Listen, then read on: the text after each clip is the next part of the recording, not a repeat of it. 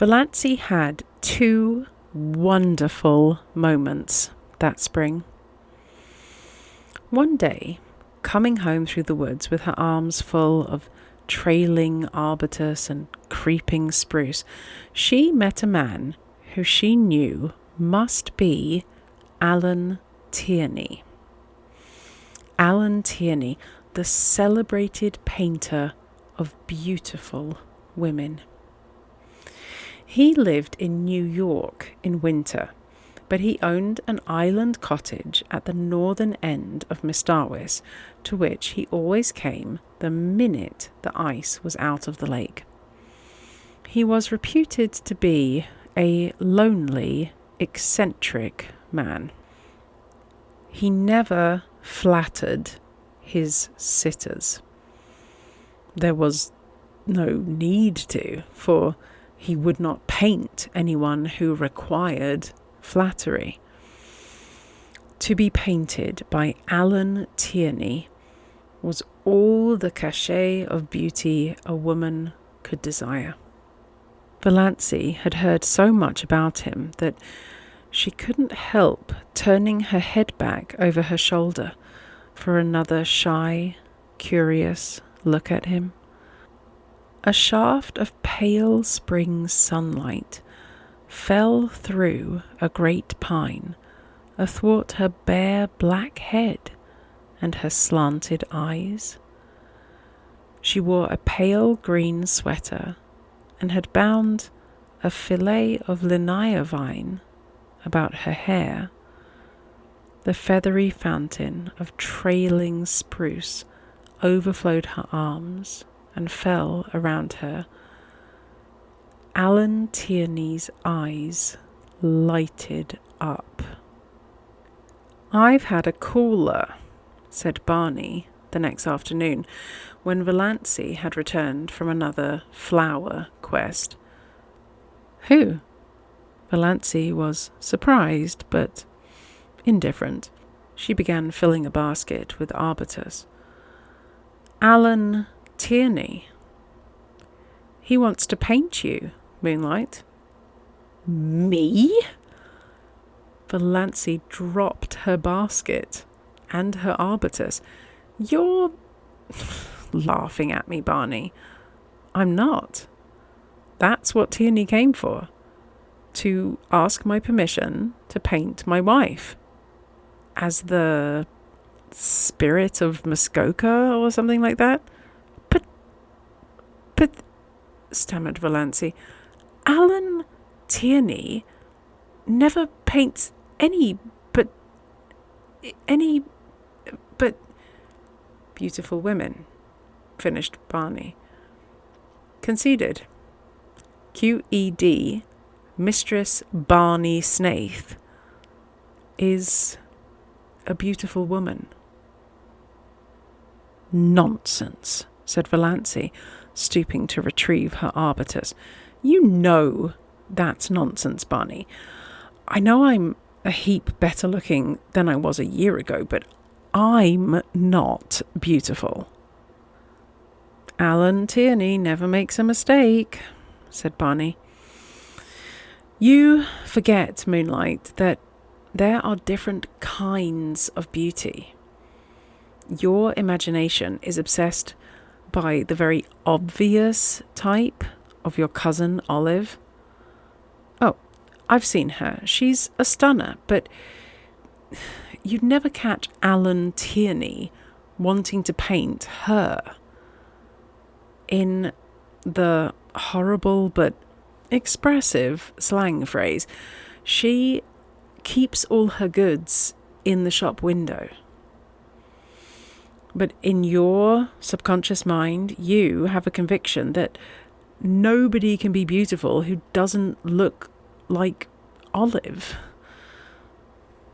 Also, you remember your face as it was in the days when your soul was not allowed to shine through it. Tierney said something about the curve of your cheek as you looked back over your shoulder. You know, I've told you it was distracting, and he's quite batty about your eyes. If I wasn't absolutely sure it was solely professional, he's really a crabbed old bachelor, I'd be jealous. Well, I don't want to be painted, said Valancy. I hope you told him that. I couldn't tell him that. I didn't know what you wanted, but I told him I didn't want my wife painted, hung up in a salon for the mob to stare at, belonging to another man. For, of course, I couldn't buy the picture. So, even if you had wanted to be painted, Moonlight, your tyrannous husband would not have permitted it. Tierney was a bit squiffy. He isn't used to being turned down like that. His requests are almost like royalties. But we are outlaws, laughed Valancy. We bow to no decrees. We acknowledge no sovereignty. In her heart, she thought unashamedly, I wish Olive could know that Alan Tierney wanted to paint me. Me! Little old maid Valancy Stirling that was. Her second wonder moment came one evening in May.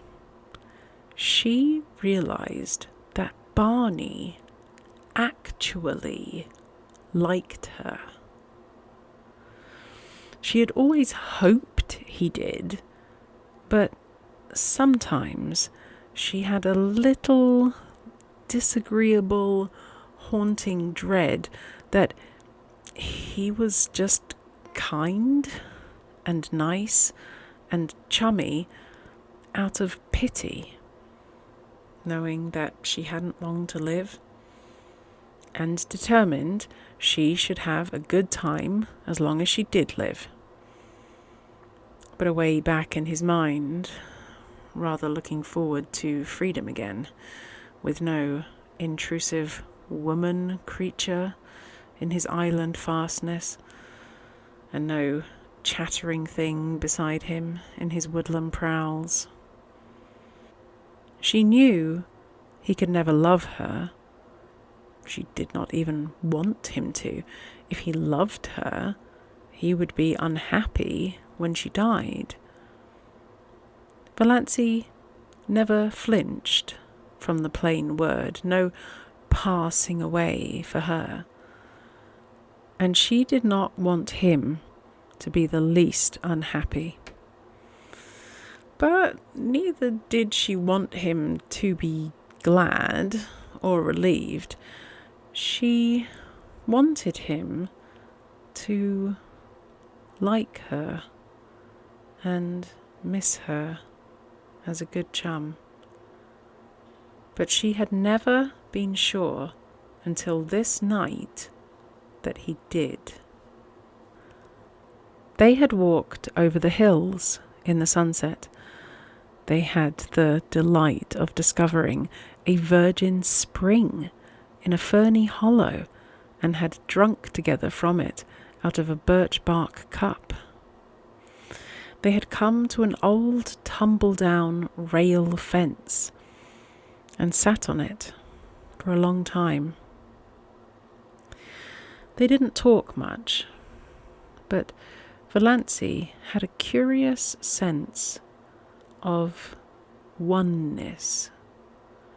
She knew that she couldn't have felt that if he hadn't liked her. You nice little thing, said Barney suddenly. Oh, you nice little thing. Sometimes I feel you're too nice to be real. that I'm just dreaming you. Why can't I die now, this very minute, when I am so happy, thought Valancy. Well, it couldn't be so very long now. Somehow, Valancy had always felt she would live out the year Dr. Trent had allotted. She had not been careful. She had never tried to be, but somehow she had always counted on living out her year. She had not let herself think about it at all.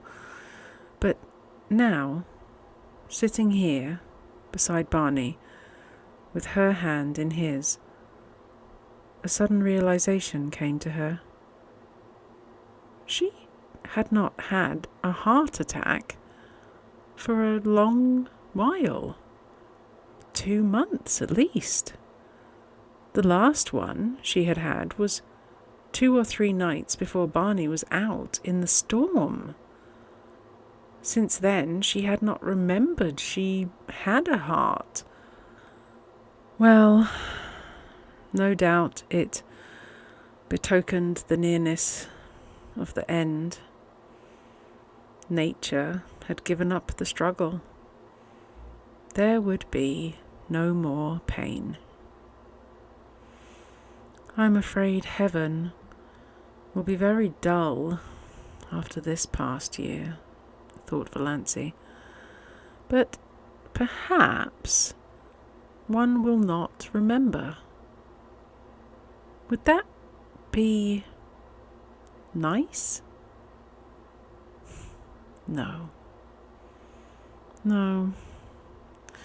I don't want to forget Barney. I'd rather be miserable in heaven remembering him than happy forgetting him. And I'll always remember through all eternity that he really, really liked me.